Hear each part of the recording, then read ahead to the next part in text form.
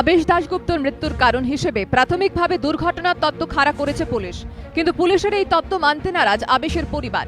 সুবিচারে আর্জি নিয়ে শুক্রবার মুখ্যমন্ত্রীর কাছে দরবার করল তারা।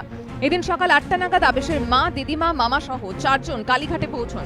স্থানীয় একটি ক্লাবে কিছুক্ষণ অপেক্ষার পর তাঁদের মুখ্যমন্ত্রীর বাড়িতে ঢোকানো হয়। আধিকারিকরা জানান বেলা 12:30টায় দেখা করবেন মুখ্যমন্ত্রী। এরপর কালীঘাট থানায় নিয়ে যাওয়া হয় আবেশের আত্মীয়দের। কিছুক্ষণ পর ফের তাদের মুখ্যমন্ত্রীর বাড়িতে আনা হয়। প্রায় 6 মিনিট আবেশের মা, দিদিমা, মামার সঙ্গে কথা বলেন রাজ্যের প্রশাসনিক প্রধান।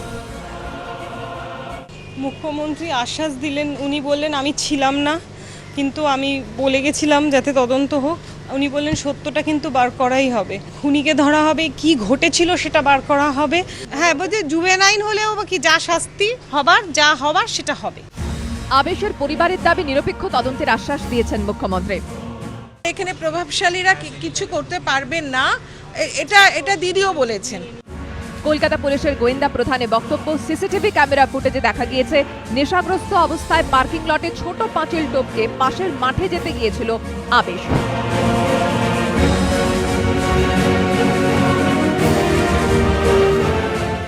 কিন্তু এরপর সিসিটিভি ক্যামেরায় আর কিছু ধরা পড়েনি। তবে পারিপার্শ্বিক তথ্য প্রমাণের উপর ভিত্তি করে গোয়েন্দা প্রধানের দাবি,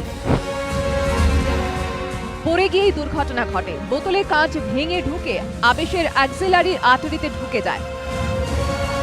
আবেশের পরিবারের দাবি, এই বিষয়টিও মুখ্যমন্ত্রীকে জানিয়েছে তারা।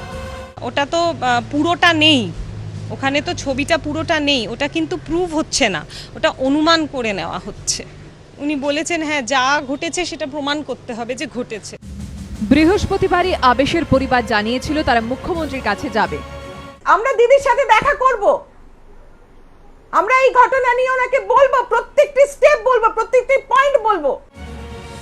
ঘরের ছেলের মৃত্যুর ঘটনায় সুবিচার চেয়ে এদিন আবেশের লেক অ্যাভিনিউয়ের বাড়ির সামনে মোমবাতি জ্বালান পরিজন ও প্রতিবেশীরা। মাননীয় মুখ্যমন্ত্রীর এই যে আশ্বাসবাণীটা আমাদের আবার বল জুগিয়েছে। আমাদের 27 নম্বর লেক অ্যাভিনিউ, যেখানে আবেশের ছবি এবং মোমবাতি আমরা প্রতিদিন জ্বালাচ্ছি, সেইখানে আমরা বিভিন্ন স্তরের মানুষকে তাদের আমরা বলছি ওখানে আসবার জন্য। শনিবার বিকেলে তারা লেক অ্যাভিনিউ থেকে হাজরা মোড় পর্যন্ত মৌন মিছিল করবেন। রাজস্বী দত্তগুপ্ত, পার্থপ্রতিম ঘোষ ও হিন্দোলদের রিপোর্ট, এবিপি আনন্দ।